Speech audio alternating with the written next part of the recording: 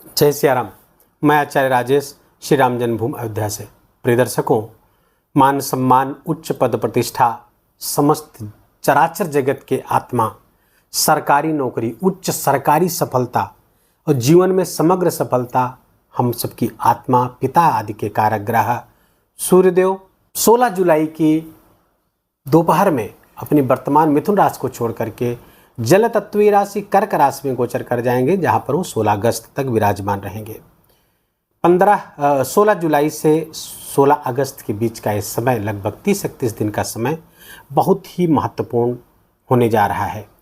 महत्वपूर्ण इस संदर्भ में है कि सूर्य एक जीवनी शक्ति है, सूर्य ऊर्जा है, सूर्य अग्नि है, और सूर्य प्रवेश कहाँ करने जा रहा है? जल तत्वीय राशि में। फलतः सूर्य की ऊर्जा, सूर्य की जीवनी शक्ति, सूर्य की इम्यूनिटी कमजोर होगी। और राहु की दृष्टि सूर्य पर पड़ रही है, शनि के साथ षडाष्टक योग बना करके बैठे हुए, फलतः सूर्य की ऊर्जा विशेष रूप से प्रभावित होती हुई दिख रही है, जिसका परिणाम हम सब पर पड़ेगा, पूरे चराचर जगत पर पड़ेगा।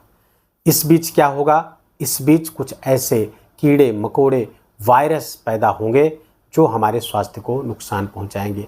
क्योंकि इम्यूनिटी हमारी इस समय डाउन रहेगी, फलतः संक्रमण का खतरा बढ़ा रहेगा, इन्फेक्शन का खतरा बढ़ा रहेगा। वायरल फीवर, डेंगू, मलेरिया आदि की संभावना बढ़ सकती है, या किसी अन्य रूप में इन्फेक्शन आपको जकड़ सकता है। तो यहाँ पर विशेष ध्यान रखने की ज़रूरत है, और हर व्यक्ति को ज़रूरत है। डेंगू का मच्छर काटने आएगा तो ये नहीं पूछेगा आपकी कौन सी राशि है, वो सबको काटेगा, समान रूप से प्रभावित करेगा। हाँ, जिनकी कुंडली में सूर्य अच्छा है, बेहतर है, उच्च का है, अच्छी राशि पर बैठा हुआ है, शुभ स्थानों पर बैठा हुआ, तो उनको इस गोचर के दुष्परिणाम बहुत कम मात्रा में प्राप्त होंगे या नहीं प्राप्त होंगे, पता नहीं चलेगा। लेकिन जिनकी कुंडली में सूर्य अच्छा ही नहीं है, नीच का है, दुह स्थानों में बैठा हुआ है, बुरे स्थानों में बैठा हुआ, बुरे ग्रहों के साथ बैठा हुआ, तो ये गोचर आपको प्रभावित कर सकता है और गंभीरता से प्रभावित कर सकता है। इसलिए वीडियो के अंत में जो उपाय बताए जाएं वो यूनिवर्सल हैं, सबको करने लायक है, उसको करना बहुत आवश्यक है। यहाँ पर हम बात करेंगे मकर राशि के जातकों के लिए। तो मकर राशि के जातकों के लिए सूर्य का गोचर उनके सप्तम स्थान पर हो रहा है। सप्तम स्थान पर बैठकर के सीधे लग्न को देखेंगे, आपकी राशि को देखेंगे। एक विशेष ऊर्जा आप अंदर महसूस कर सकते हैं, लेकिन ये ऐसी ऊर्जा होगी जो आपको आलस्य की तरफ प्रेरित करेगी। ऊर्जा तो होगी, लेकिन उसका एग्जीक्यूशन नहीं कर पाएंगे, उसका आप सही जगह इस्तेमाल करने में थोड़ा सा शिथिल हो जाएंगे। यहाँ पर थोड़ी सी परेशानी है।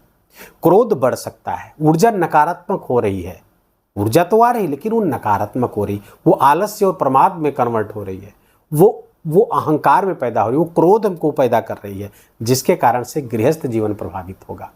जीवन साथी के स्वास्थ्य में समस्या आ सकती है, जीवन साथी के संबंध में समस्या आ सकती है, उनसे वाद विवाद हो सकता है, उनसे मतभिन्नता हो सकती है, लड़ाई झगड़ा की संभावना है। अगर आपका व्यापार व्यवसाय है तो व्यापार व्यवसाय प्रभावित होगा, नकारात्मक रूप से प्रभावित होगा। दूसरी बात, यहाँ पर अगर पार्टनरशिप में व्यवसाय है आपका तो और भी ज़्यादा नकारात्मक रूप से प्रभावित होगा।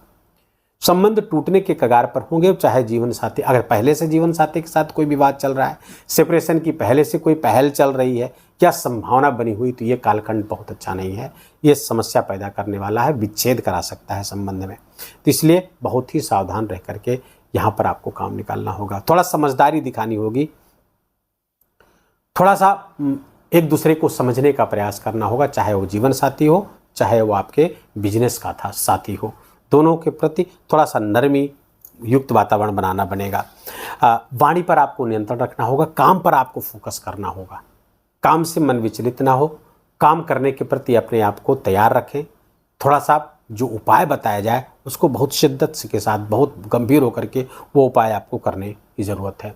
नौकरी पेशा है तो वहाँ भी थोड़ी समस्या होती हुई दिख रही है। हाँ, अगर आपका जीवन साथी यहाँ पर नौकरी पेशे से जुड़ा हुआ है, वर्किंग है, तो उसके लिए ये गोचर बहुत फ़ायदेमंद हो सकता है, उसका प्रमोशन हो सकता है या उसकी नई जॉब लग सकती है, तो जीवन साथी के लिए बहुत अच्छा है। और यदि आप अपने बिजनेस की सारी बागडोर अपने बिजनेस पार्टनर को सौंप रखी है तो वहाँ भी अच्छा होने की संभावना, बशर्ते वो विश्वसनीय हो और आप उस पर पूरा विश्वास करते हो। अब आप यहाँ पर देखिएगा कि सूर्य 3 नक्षत्रों पर गोचर करेंगे, पुनर्वसु, पुख नक्षत्र और अश्लेषा नक्षत्र। पुनर्वसु नक्षत्र गुरु का नक्षत्र है, गुरु का प्लेसमेंट बहुत अच्छा चल रहा है, फलता 19 जुलाई तक, वही कोई चिंता की बात नहीं, अच्छे परिणाम आएंगे, संतान संबंधी अच्छे परिणाम आएंगे। आपके संतान यदि शादी योग्य है तो उसके शादी वगैरह के भी प्रस्ताव आ सकते हैं और उस बीच बात बनती हुई दिख रही है। बाकी 19 जुलाई से लेकर 2 अगस्त तक पुख्य नक्षत्र पर रहेंगे। पुख्य नक्षत्र शनि का नक्षत्र है और शनि के साथ षडाष्टक योग में सूर्य बैठे हुए हैं और ये द्वितीय स्थान और सप्तम स्थान का संबंध बनता हुआ दिख रहा है, जो धन की दृष्टि से बहुत अच्छा नहीं कहा जा सकता है। धन का अपव्यय हो सकता है, धन खर्च हो सकता है, रोग आदि पे, मुकदमों में, कोर्ट कचहरी के मुकदमों में, विवाद निपटाने में, रोग से मुक्त होने में, ऋण से मुक्त होने में आपका धन, आपका बैंक बैलेंस, आपकी संचित धनराशि समाप्त हो सकती है। कब? 19 जुलाई से लेकर के 2 अगस्त के मध्य। तो कुल मिलाकर अगर दूसरी दृष्टिकोण से देखा जाए तो एक तरह से अच्छा भी है। आपका ऋण समाप्त होगा, आपके रोग समाप्त होंगे, आपके कोर्ट कचहरी के मुकदमे समाप्त होंगे, तो ये इस दृष्टिकोण से अच्छा भी है। बस एक चीज़ है कि धन का हानि कराते हुए दिख रहे हैं। धनागमन में कोई समस्या होती हुई नहीं दिख रही है, धनागमन होता हुआ दिख रहा है। तो जब इसके बाद पुख नक्षत्र के बाद बुध के नक्षत्र पर आएंगे, अश्लेषा नक्षत्र पर 2 अगस्त से 16 अगस्त तक, तो सूर्य के साथ बुध इस समय गोचर कर रहे हैं। तो जब तक सूर्य के साथ रहेंगे तब तक तो अच्छा है, क्योंकि वो आपके भाग्य स्थान के स्वामी है, तो आपका भाग्य से काम बनेंगे 2 अगस्त से 16 अगस्त के मध्य में।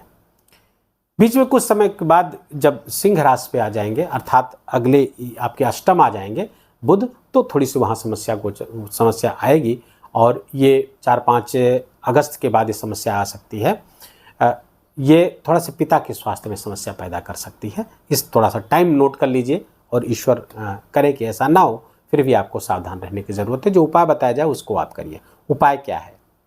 उपाय है सूर्य भगवान के पहले उठ जाना, बिस्तर छोड़ देना और स्नान आदि से निवृत्त होकर सूर्य भगवान को अर्घ्य देना और वहीं पर सूर्य के सामने खड़े होकर के या बैठ करके 10 से 15 मिनट का मन ही मन गायत्री मंत्र का जप करना सर्वोत्तम उपाय है।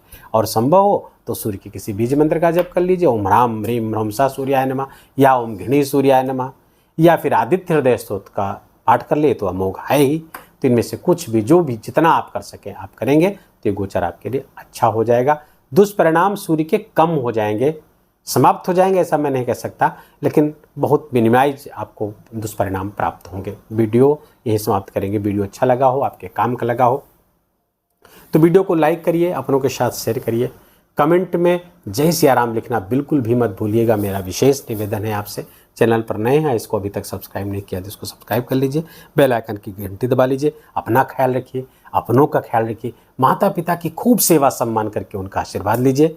जय जय सियाराम।